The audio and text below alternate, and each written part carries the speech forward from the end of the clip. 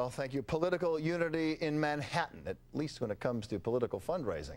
Presidential candidate Barack Obama and his one-time rival Hillary Clinton seemingly unified at a fundraiser in Midtown this morning. Senator Clinton giving the most enthusiastic endorsement to date of Barack Obama. This is the man, this is the candidate, this is the one we should be voting for, working for, and making our president.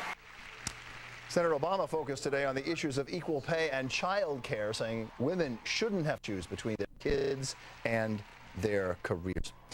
Senators Obama and Clinton making nice in public, overshadowed a bit by Jesse Jackson's comments that Obama is, using the Reverend's words, talking down to blacks.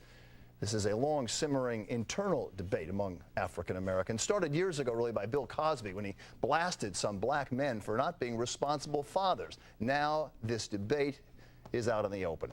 Stacey Sager is here with that story. Stacey? Well, Bill, it is apology accepted and time to move on. Both Jesse Jackson and Barack Obama agree on that at this point. But yesterday's news was still stirring debate today, and some say that's because there is a valid issue at hand. It certainly made news when Jesse Jackson whispered it on a hot mic here at Fox News. Said Barack been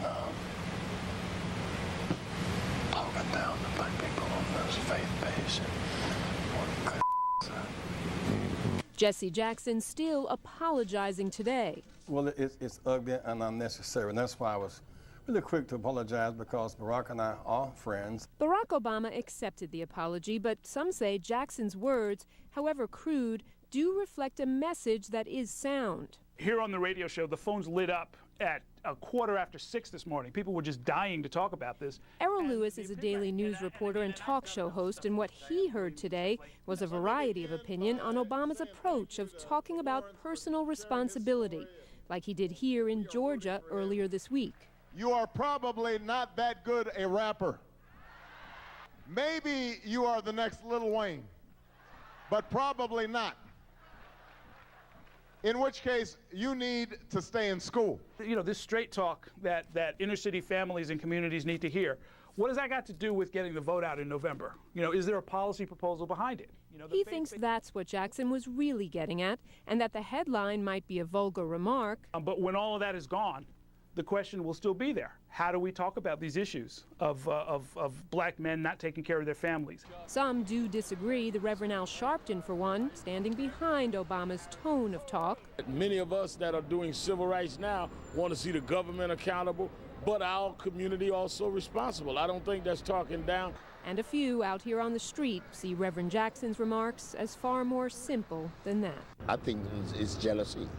I think it's real jealousy, man. And so the question is, what effect, if any, does this have out on the campaign trail? Most people we talk to agree it will have no real effect, that Obama will not lose any black voters, certainly not any white voters, as he vows to continue in this approach.